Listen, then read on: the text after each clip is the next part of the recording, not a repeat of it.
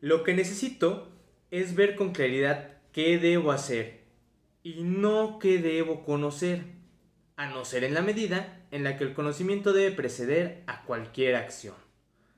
Se trata de entender mi destino, de ver lo que la divinidad quiere que haga. Lo que importa es encontrar una verdad que sea la verdad para mí. Encontrar esa idea por la cual querer vivir y querer morir. Lo que acabo de leer forma parte de una carta que escribió Soren Kierkegaard a sus 22 años de edad, más o menos, si no me equivoco. Y justamente sobre este autor y sobre esta carta en específico, quiero hablarles el día de hoy. ¿Quién es Kierkegaard? ¿Por qué hablar de él? ¿Y por qué citar o comenzar o referirnos al escrito, a la carta que escribió en su viaje a Gileley? Bueno, Kierkegaard es un literato, filósofo, teólogo danés y solo los eruditos sabrán si al final del día la filosofía y la teología no están hablando de lo mismo, pero de diferentes maneras. El caso es que, pues él hizo un poquito de todo esto. Y traigo a colación, ¿no? Que se le puede considerar filósofo, teólogo o un simple literato, porque hasta hace algunos años, al menos en Acatlán, que es donde yo estudié filosofía, existía mucho esto, ¿no? Que no se sabía o no se le consideraba como filósofo por algunos. Decían, ah, pues sí, escribió bonito, pero le hacía teología, o tiene bonitas novelas, es un literato. Pero creo que al final del día estas tres esferas, la literatura, la filosofía y la teología, forman todo lo que hace Kierkegaard y están tan unidas que no puedes hablar de una sin hablar de la otra y sin deshacerlo, si lo quieres esquematizar, si quieres encasillarlo, pues perdería su esencia. Creo que yo sí lo consideraría filósofo, también definitivamente lo consideraría teólogo, entonces es todo y pues ya solo aquellos que saben, ¿no? Dirán si a la vez es nada. Este fragmentito que empezamos a leer está contenido en pues la colección que se llama Papirer o Papeles, perdón, los papeles de Soren Kierkegaard, que es un conjunto de notas, de diarios, de apuntes de clases que él fue elaborando a lo largo de los años. Empezó los diarios cuando tenía 20 y bueno, las últimas entradas son poco antes de su muerte, ¿no?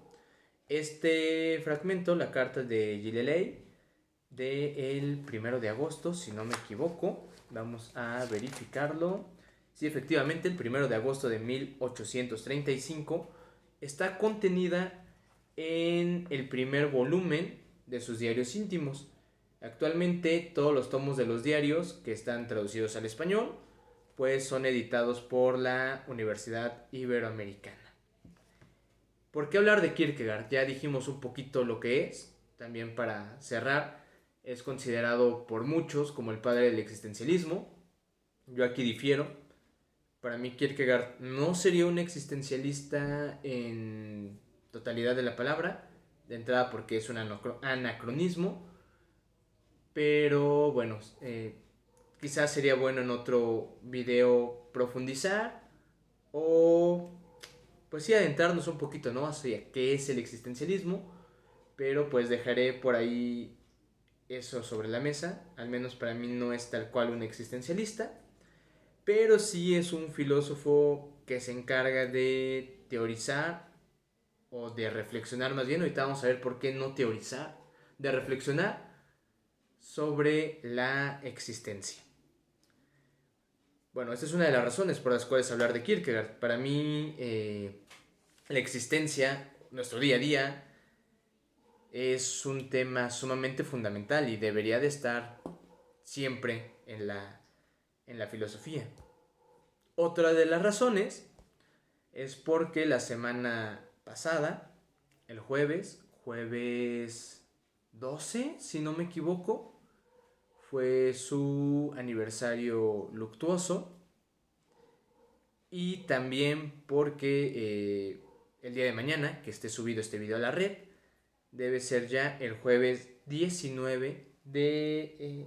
no, jueves 18, perdón. Jueves 18 de noviembre, que es el tercer jueves del mes. Por eso tenía la confusión, no sabía si era 18 o 19, pero sí es el tercero. Y esto significa que es el Día Mundial de la Filosofía.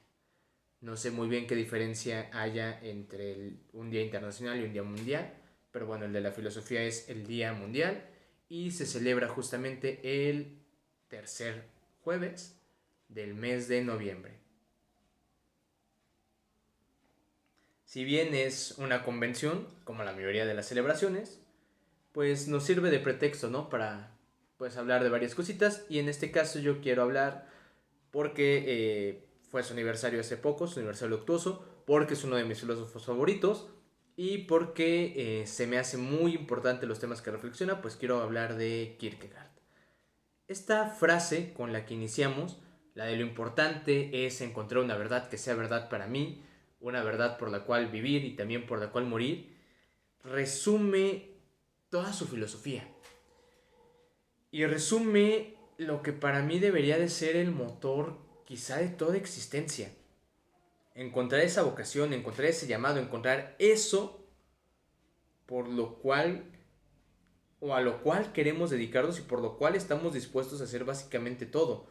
En entradas anteriores de su diario, Kierkegaard hablaba sobre un famoso punto arquimédico, que básicamente es esa idea que sostiene todo un sistema, o en este caso que sostiene a todo un individuo, que sostiene todas sus creencias, todos sus actuares. Y creo que todos deberíamos de pensar, aunque sea de vez en cuando, ojalá que siempre, pero aunque sea de vez en cuando, en qué es eso que nos llena, qué es aquello que nos apasiona, qué es eso a lo que nos queremos dedicar completamente, aquello por lo cual no nos importaría sufrir o no nos importaría morir, aquello por lo cual, digamos, sí, eso es lo que quiero hacer. Kierkegaard tiene pues varios ejemplos, por así decirlo, pero dos figuras en particular son las que llaman su atención cuando habla de este motor de la existencia, de esta idea, de este punto arquimédico. Uno es Sócrates, el otro es Jesucristo. Ambos murieron justamente defendiendo lo que creían que fue verdadero, o lo que era verdadero para ellos. Entonces, hasta ese punto llega el compromiso con una creencia.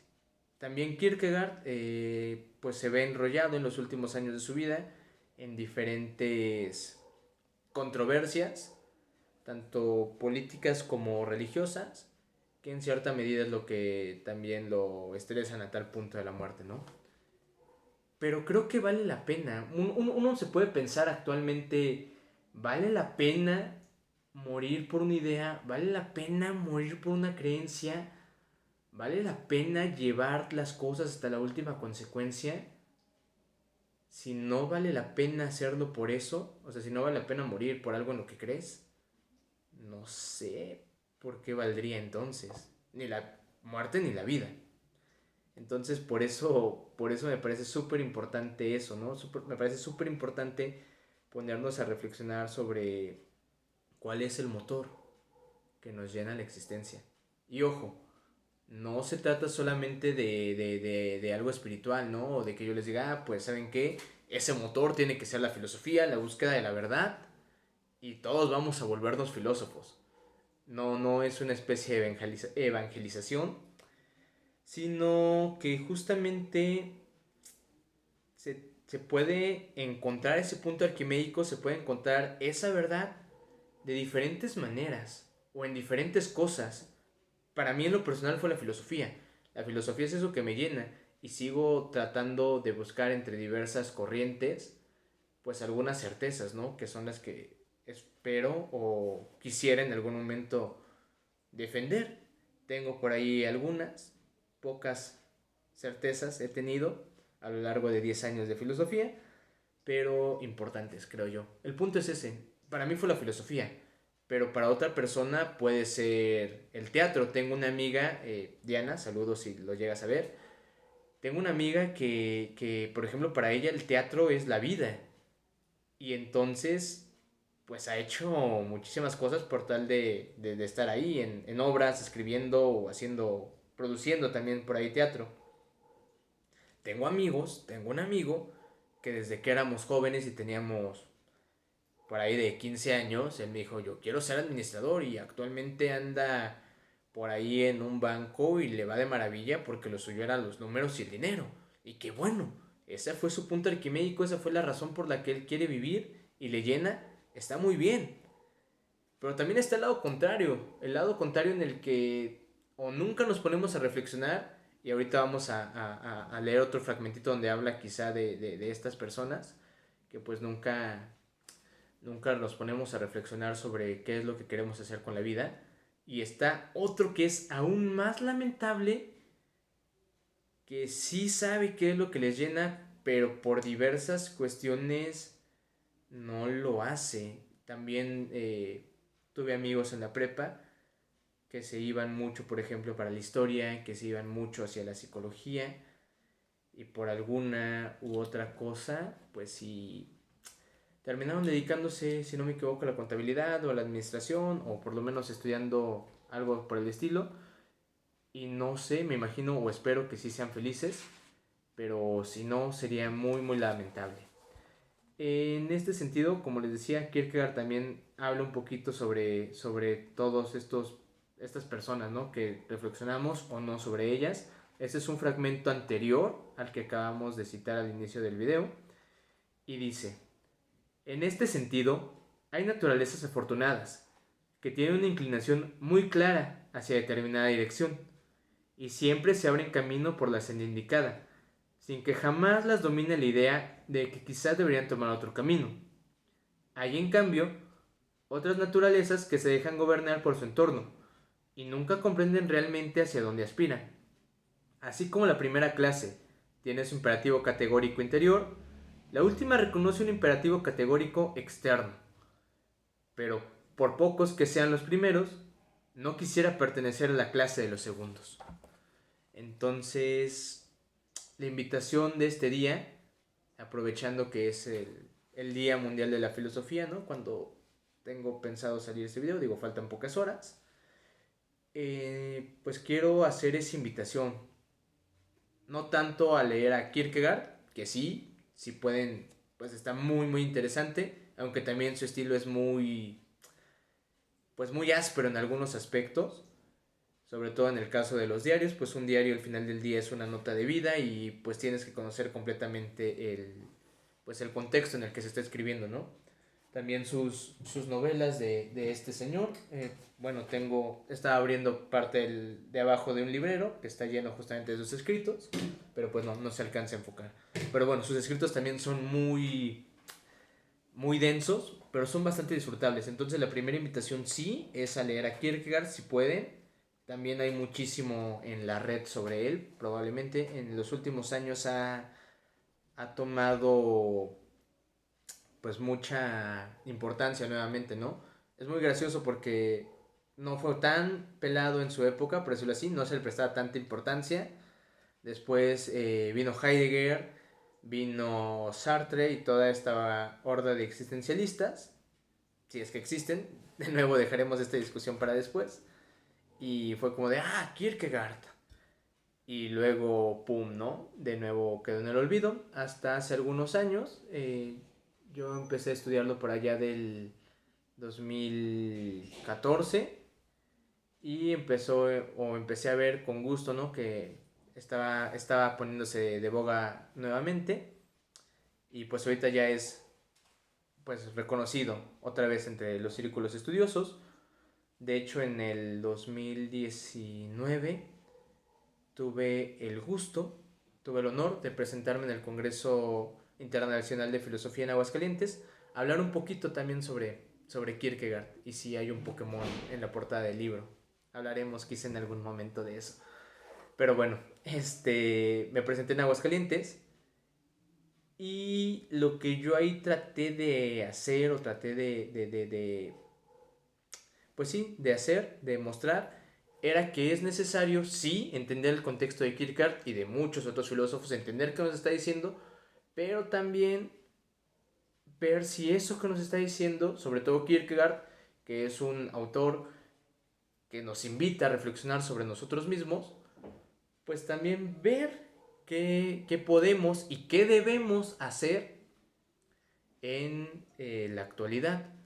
Yo en aquella ocasión mostraba o ponía un par de categorías en la mesa, que es la posmuerte de Dios y pues sí, la era de la tecnología, ¿no? El internet, la era digital 4.0, si no me equivoco, es como la había nombrado en aquella época. Pero bueno, traigo esto a colación, ¿por qué? Porque la segunda invitación, les digo, no es tanto a leer a Kierkegaard, sino pues a reflexionar sobre qué nos está diciendo, sobre qué nos puede decir y qué implicaciones tiene el buscar o el encontrar una, una razón, una vida, una razón por la cual vivir, una razón por la cual morir, una idea con la cual comprometernos.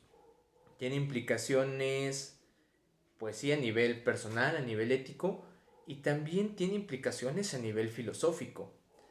El texto arranca, ¿no? Diciendo justamente, se trata de qué debo hacer y no de qué debo conocer. Otra partecita de esta misma carta, más adelante, pues nos dice, ¿de qué me serviría además desarrollar una teoría del Estado y combinarla con totalidad las particularidades tomadas de múltiples lugares? Que construyera un mundo en el que jamás viviría, sino que solo expondría los ojos de los demás. ¿De qué me serviría entonces encontrar la así llamada verdad objetiva, esforzarme con los sistemas de los filósofos y poder, cuando se me exigiera, pasar revista de ellos, mostrar las inconsecuencias de cada cuestión particular? ¿De qué me serviría ser capaz de desarrollar el significado del cristianismo? Ser capaz de aclarar muchos fenómenos particulares, si ellos no tuviesen para mí mismo y mi vida un sentido más profundo. Entonces, pues cierro, ¿no? La invitación es a reflexionar sobre eso, cuál es el sentido que le estamos dando a nuestro existir. ¿Tiene algún sentido? ¿Vale la pena buscarlo? ¿Vale la pena comprometernos? Y si sí, pues nos estamos comprometiendo con una idea o al menos estamos en búsqueda de ella. Como filósofos estamos pues comprometiéndonos con alguna idea o simplemente repitiendo lo que aprendimos en la facultad. Como personas estamos comprometiéndonos con una razón de vivir. Y pues esa sería la reflexión y la invitación que quisiera hacerles el día de hoy. Nuevamente en el marco mundial del día, más bien en el marco del Día Mundial de la Filosofía. Y pues eso, hasta aquí el video de hoy. Nos vemos próximamente. Pues escríbanme por ahí si les gustó, si no les gustó. Si quieren más sobre Kierkegaard, que yo estaría gustoso. Y pues nada, nos vemos.